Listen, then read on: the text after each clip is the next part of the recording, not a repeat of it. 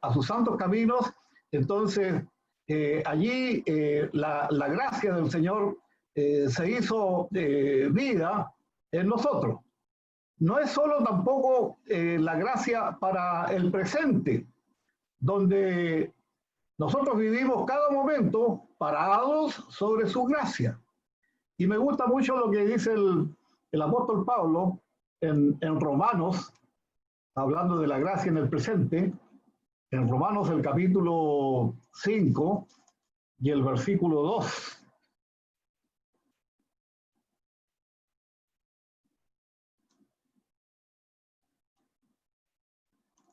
Romanos 5:2.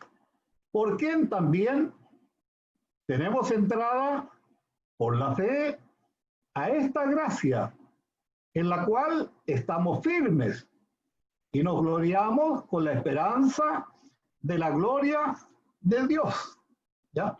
Ahí aparece esta gracia del Señor. Nos mantenemos firmes en ella, en el tiempo presente. Pero también esta gracia tiene que ver con el futuro. Es para el futuro.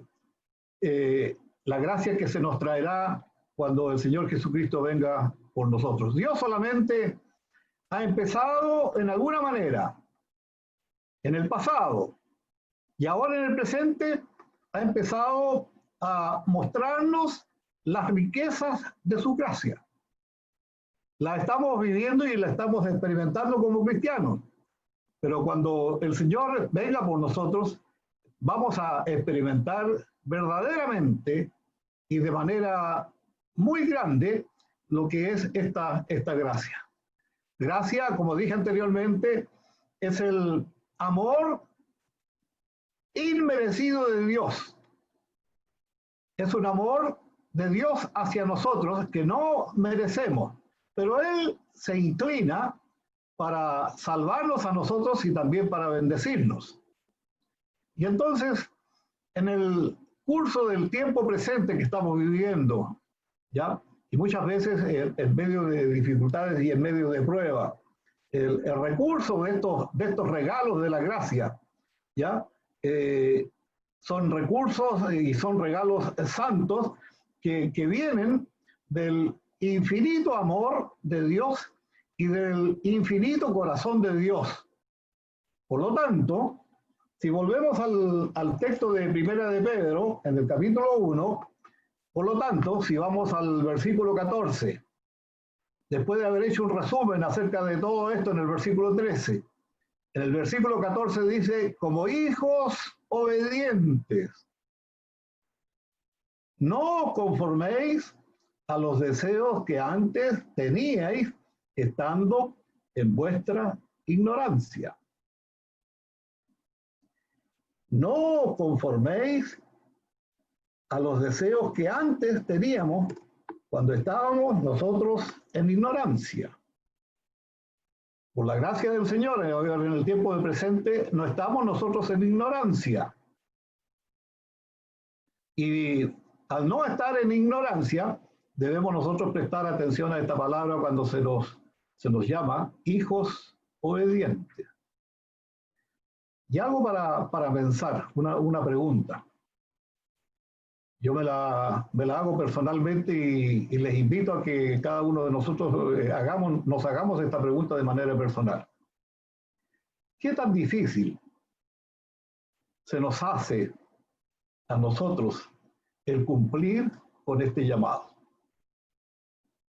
¿Qué tan difícil para mí, qué tan difícil para usted es cumplir con este llamado que se nos hace en este versículo 14? Como hijos obedientes, no os conforméis a los deseos que teníais antes estando en vuestra ignorancia. Por supuesto, yo tengo que reconocer que no es fácil. No es fácil. No es fácil ser obediente. No es fácil dejar de conformarnos a los deseos pecaminosos, a los deseos que teníamos antes de conocer al Señor como nuestro Salvador. No es fácil, por causa de una naturaleza pecaminosa en nosotros. Es muy difícil. Ser obediente significa romper con el estilo de vida del mundo, donde hay mucha ignorancia. Y me llama la atención esto, de que hay mucha ignorancia, porque el texto usa la palabra ignorancia. Y entonces pensaba yo, ignorancia, y creo que tiene que ver en alguna manera con la ignorancia principalmente que encontramos en la razón y el propósito por la cual Dios nos creó. Si usted ha tenido la oportunidad de leer o de estudiar, por ejemplo, el Catecismo Menor, hay una pregunta que se nos hace allí en ese catecismo, que es un catecismo que está apoyado por textos de la Escritura, referencias de la Escritura, ¿ya? Y se nos pregunta cuál es el fin principal del hombre. ¿Cuál fue la razón y el propósito que Dios tuvo para crearnos, para crear al hombre? Y, ¿sabes? Respecto a esa pregunta, podemos encontrar mucha ignorancia, de olvidar o de no saber que el principio por el cual Dios creó al hombre y nos creó a nosotros fue para honrar y glorificar a Dios para siempre. Honrar y glorificar a Dios para siempre. Así que no es fácil para nosotros, por nosotros mismos. Es importante que entendamos esto, porque en nosotros mismos hay una naturaleza pecaminosa que siempre quiere llevarnos por un mal camino, sacarnos del camino correcto que nosotros, por gracia del Señor, hemos tomado. Así que no es fácil para nosotros, por nosotros mismos, cumplir con el llamado que Dios nos hace a ser santos. No es fácil.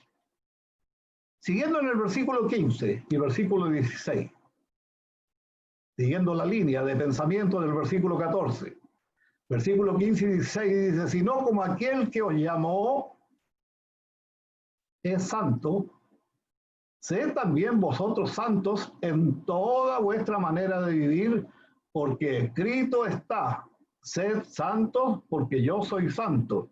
Y hay una palabra que se repite aquí en el versículo 15 y 16 una y otra vez. El que nos llamó a nosotros es santo. Y como Él es santo, Él nos hace un llamado a obedecerle en el sentido de que nosotros también debemos ser santos en toda nuestra manera de vivir. Y termina recalcando esto de la santidad cuando dice, porque escrito está, sed santos porque yo soy santo. Y entonces, aquí nos encontramos con otra pregunta que creo es importante para que la usemos para pensar. ¿Tiene que ser mi santidad o su santidad o nuestra santidad un atributo personal asumible como lo es la santidad de Dios?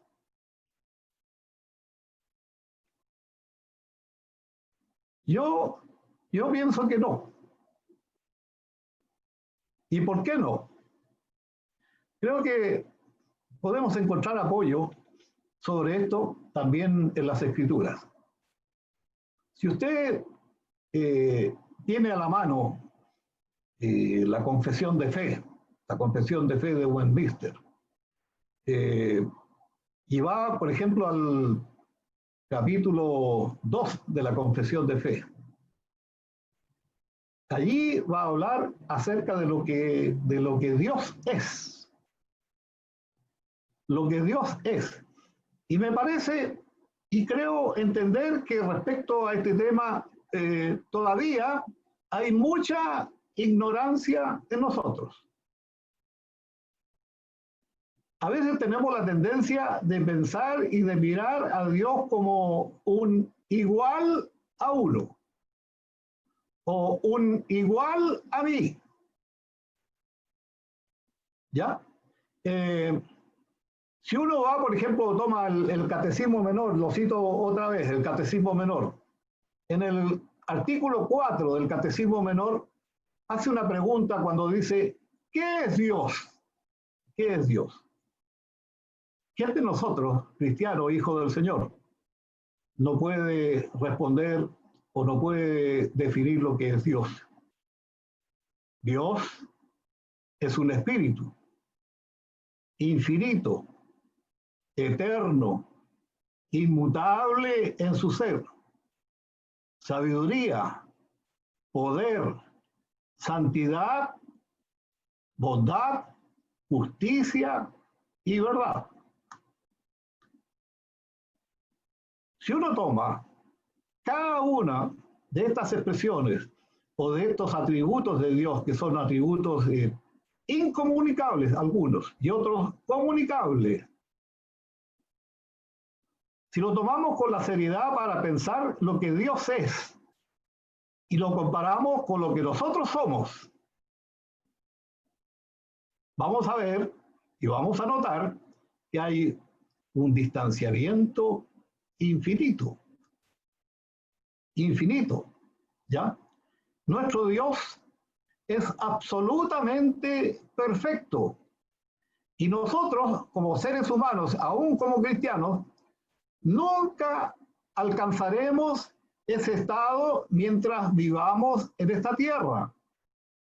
Por eso es que la palabra del Señor y el apóstol Pedro nos habla de que hay una gracia que el Señor traerá para nosotros cuando Él venga en su segunda venida. Y cuando eso realmente ocurra, nosotros vamos a entender y comprender mucho, mucho acerca de estas cosas. De entender realmente quién es Dios y comprender un poco acerca de eso. A veces encontramos a personas que creen haber llegado a ese elevado nivel, pero al mismo tiempo nunca hemos encontrado a otros que estén de acuerdo con ellos en pensar que han alcanzado ese alto nivel de santidad, ese alto nivel de espiritualidad. Y entonces, volviendo a este texto, los versículos que leímos recientemente, Dios nos pide a nosotros ser santos, porque Él es santo. Para pensar, otra pregunta, ¿qué significa ser santos? ¿Porque Él es santo? Ya lo dijimos, y usted puede profundizar en el estudio de la palabra y en estos catecismos y en esta confesión que yo le cité. Pero nuestro Dios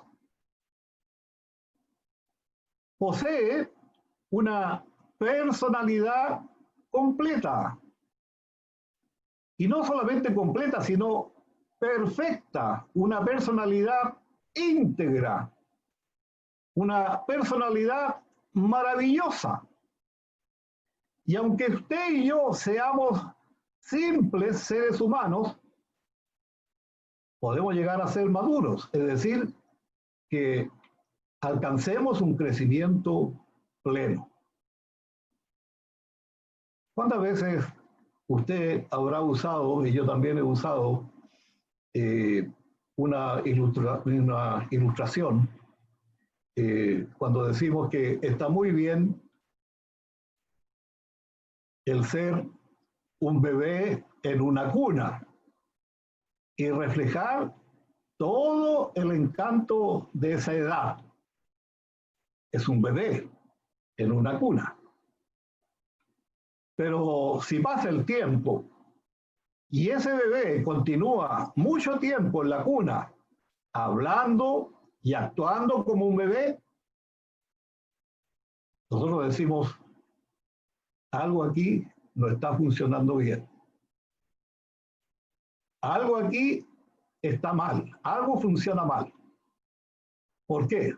Porque así como el proceso de crecimiento normal llevará a este bebé a la niñez y de la niñez a la adolescencia y de la adolescencia a la juventud y de la juventud a la edad madura, de la misma manera nosotros como cristianos deberíamos estar en constante crecimiento espiritual, progresando en nuestra relación con Dios por medio del estudio de su palabra, por medio de la dirección del Espíritu Santo, por medio de la vida de oración, por medio de devocionales y también de nuestra relación con la iglesia y con sus miembros.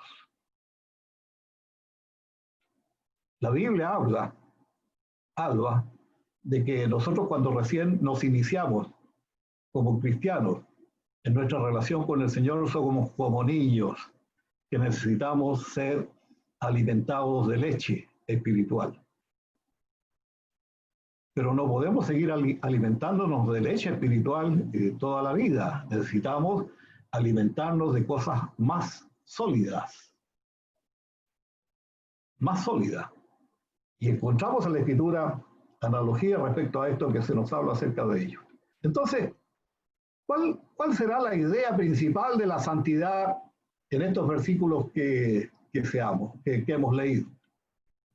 ¿Será la idea principal de la santidad la pureza moral?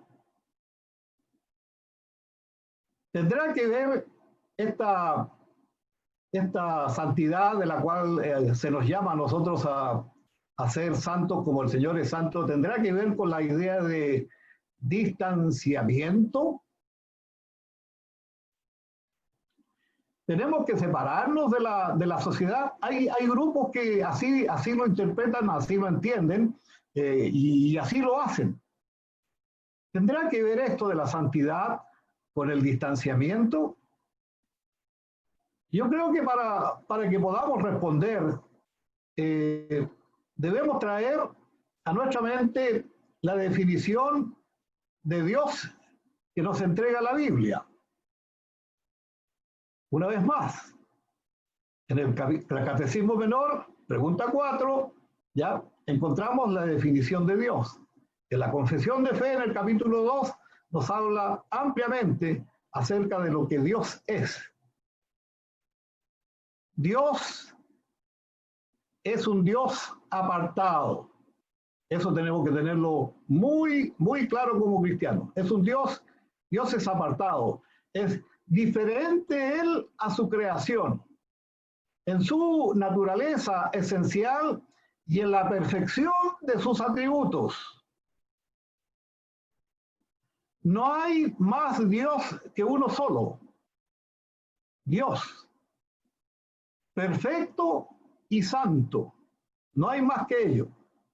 ¿Ya? Pero Dios, en lugar de construir un muro alrededor de esta perfección o de este apartamiento, ¿qué es lo que hace Él? Fíjense que Dios nos invita. Dios nos llama a venir a Él y a compartir su distanciamiento. Y al compartir su distanciamiento, Él nos está diciendo, sed santos porque yo soy santo.